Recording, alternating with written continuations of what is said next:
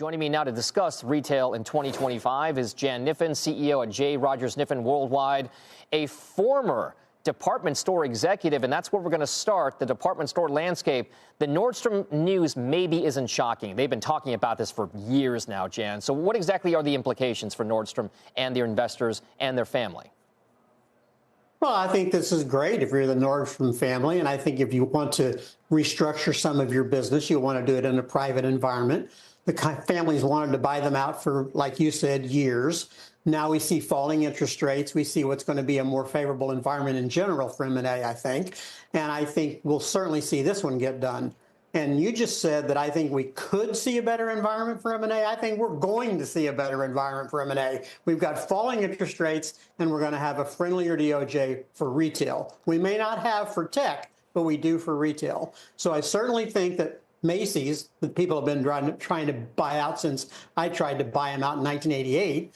And I think that Kohl's, that produces lots of cash flow but doesn't have much of an asset base, could certainly be bought out as well, because both of those are struggling retailers and could be restructured much more easily as private companies. And there's interest. And now there's an environment where you can probably borrow the money. So yes, I think we're going to see M&A ramp up here. Tapestry will probably be back in the game. Maybe now we buy pieces of Capri instead of all of Capri, but I bet that we see some M&A interest there as well. Jan, how much of this anticipated M&A activity, this consolidation activity, is going to be born of perhaps necessity as opposed to the desire to want to do something like that? How much of this is going to be because retailers have to do it to consolidate in order to stay alive? Most of it's born out of necessity. The three we just talked about really do need to be private, right? And I think we'll see more of that going on because, you know, Walmart, Costco, Home Depot, and Dick's Sporting Goods kind of own the world right now. And we're seeing all this market share gained by Walmart. So if you're another retailer, you're already looking around going, wow, how do I stay relevant? How do I keep myself in the game? Getting bigger is very helpful because right now in retail, you need to be big, well-capitalized, and willing to reinvest in the business, especially using technology and AI. So those charts that we're showing for guys like Walmart and Costco are big, and they're moving from the lower left to the upper right. So that's a good sign. Where else do we see winners in this retail landscape going into 2025, Jan? Well, you're going to see quite a few winners. You're going to see the four I just named be winners, right? But you're still going to see real interest in luxury starting back because the consumer at the luxury level is going to be healthier in the U.S. And I actually think we're going to see some reflation in China. And if we do, luxury could get a little better there. So then you have to look at people like LVMH and Prada, right?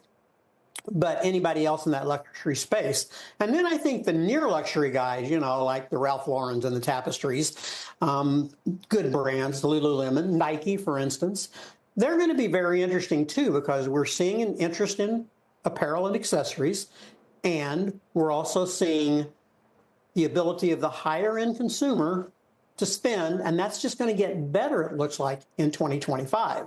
We're still struggling down at the low end. That consumer's still struggling. They're still dealing with 24% more than they were spending in 2019 to buy the same stuff, and that's putting a lot of pressure on them. But when you get above that in the top couple of quintiles, there's real ability to spend here, and it's just going to get better, especially if we see tax rates change.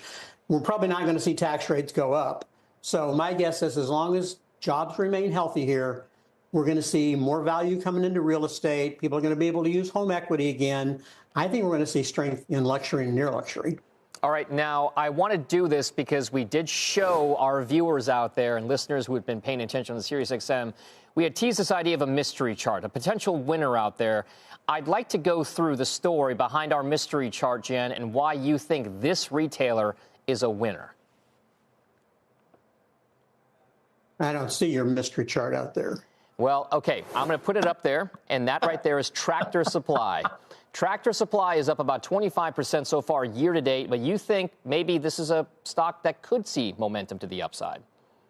Well, I think both Boot Barn and Tractor Supply are benefiting from that strange phenomenon we've seen for several years now, which is Western country gentlemen, all of that stuff is very, very strong. And Maybe we thought it would start to fade at some point in time, but there is no evidence of that happening. So that whole ethos continues to be strong. And I kind of thought, wow, maybe we jumped the shark when Beyonce went country, but we didn't. It just made it get bigger again. So I think that whole part of the business, I think Casey's General Store even benefits from this whole concept. Tractor Supply does, but certainly Boot Barn does. And I think they're showing really strength here for the fourth quarter, and I think they will into 2025. So yeah, I'm really excited about that side of the business, especially for some of those smaller players, because it's tough being a smaller player right now in retail. And of course, all of this as Taylor Sheridan's Yellowstone hit series comes to an end. Jan Kniffen, thank you very much for the boot trade and the tractor trade. Have a happy holiday, sir.